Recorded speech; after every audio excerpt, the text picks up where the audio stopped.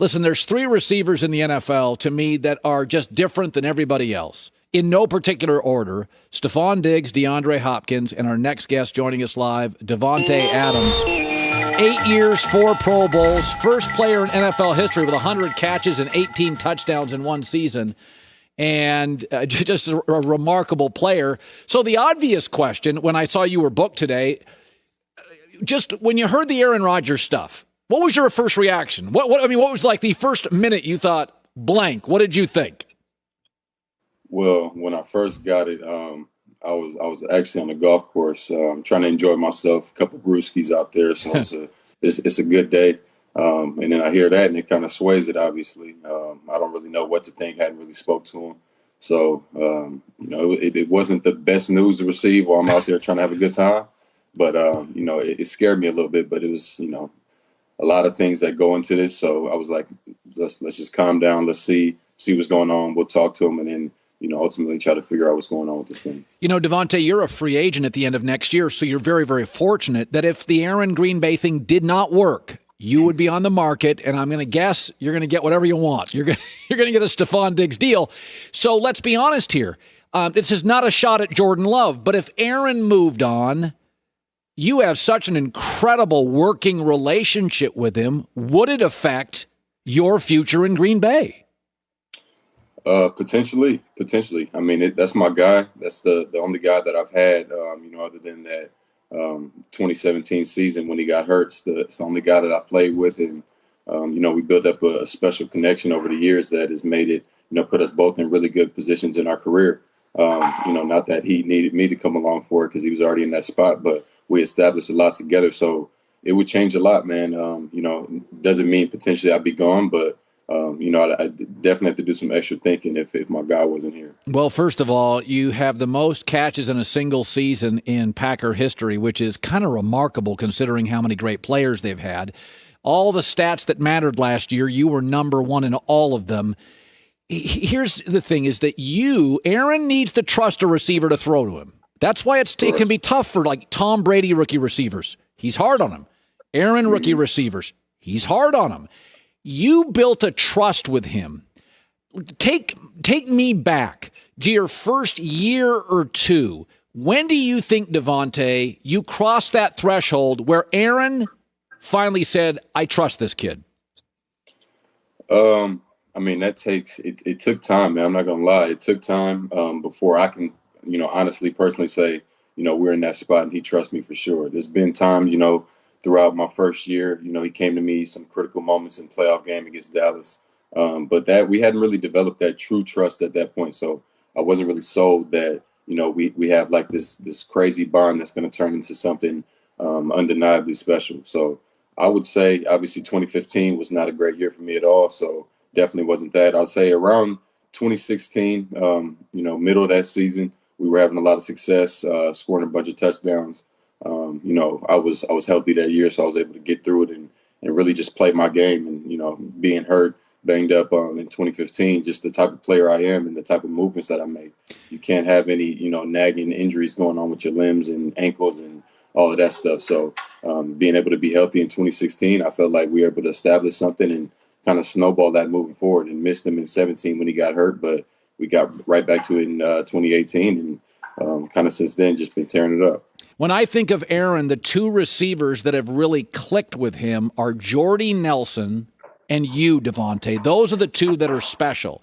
Is there something you think you have in common with Jordy, or something that you kind of unlocked the key to Aaron's trust? What is it? I think it's just years and years of just building that connection and the consistency, honestly. I think just him being able to trust that I know what I'm doing. And, he got this thing where I've referred to him as an elephant before. He remembers everything. So I try to basically hop onto that train and be that same type of player where he'll bring up something and he'll tell me in a huddle, you remember, against the Titans 2016, you ran, outside release, this or that route, and I need you to run it like that. So then I'll line up there and he'll kind of give me a look later in the game, and I'll look over to him and know exactly what he's trying to get me to do. And then, coming out, and there's nothing more gratifying than connecting on that type of level, or knowing what your quarterback is expecting of you, doing just that, turn around, seeing the ball and catching a touchdown. I feel like that's what's allowed us to be different than any other group, being able to do stuff like that. Listen, the Packers are a big brand. They're a notable franchise, but they're different. They don't have an owner. It is not only the smallest NFL city, it's the smallest NFL city. It's the smallest pro city. It's there's a very unique bonding experience in Green Bay. It's not a criticism. Right. One of Aaron's criticisms of the franchise, they haven't communicated all the time. And in fairness, he's right. Yeah. When Aaron complains about that, do you defend him on that? Do you see that sometimes? I defend my guys on everything, man. I mean, this is we all know it's a pretty dense business. There's a lot that happens, a lot that goes on here. Just like any other job, you want to be happy, and you want guys, once you have gained that respect, you want to be treated with that type of respect. So there's certain things that I can't speak on specifics, but there's certain things that he wants, and maybe the club wasn't so excited about living up to right away, and that can affect a guy who's done so much for an organization.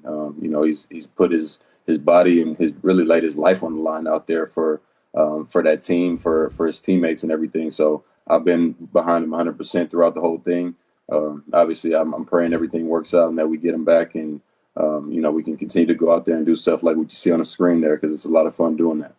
By the way, finally, because of the pandemic, Davante, we have not in the media, we haven't seen Jordan Love practice. We haven't seen him play. There was no preseason. We're all just guessing here. So I'm not expecting him to be Aaron Rodgers. That's unfair. I never expected a Brady backup to be Brady, or a Russell Wilson backup to be Russell.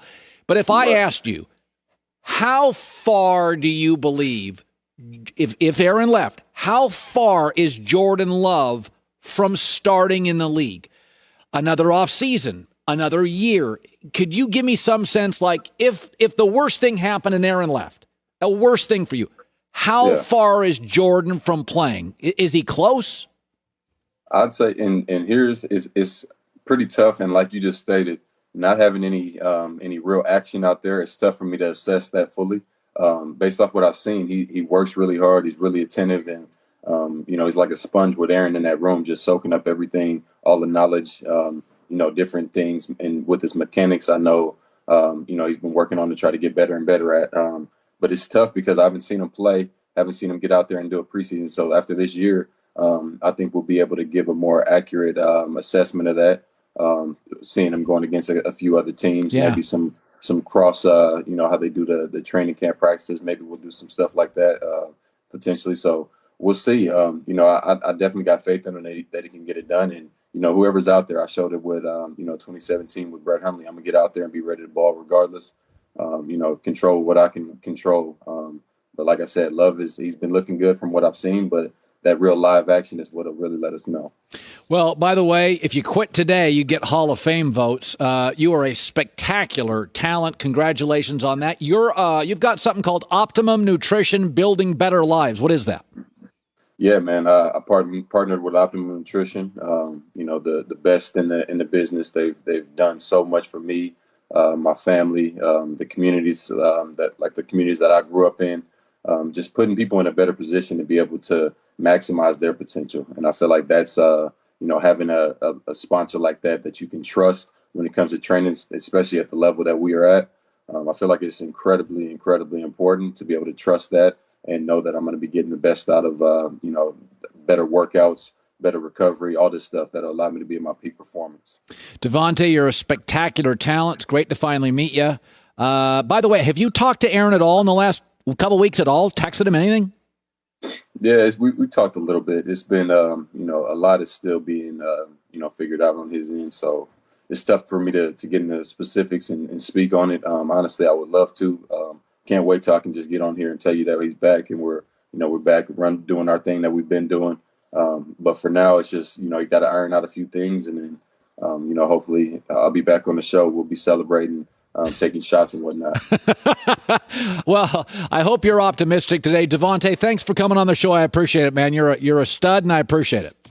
Thank you, boss. I appreciate you. You bet. Davante Adams, who is just an a remarkable talent. Hi, everybody. Thanks for watching. Subscribe here to get the latest from the show. Also, be sure to check out more of the best clips from The Herd or go watch a few segments from other shows on FS1.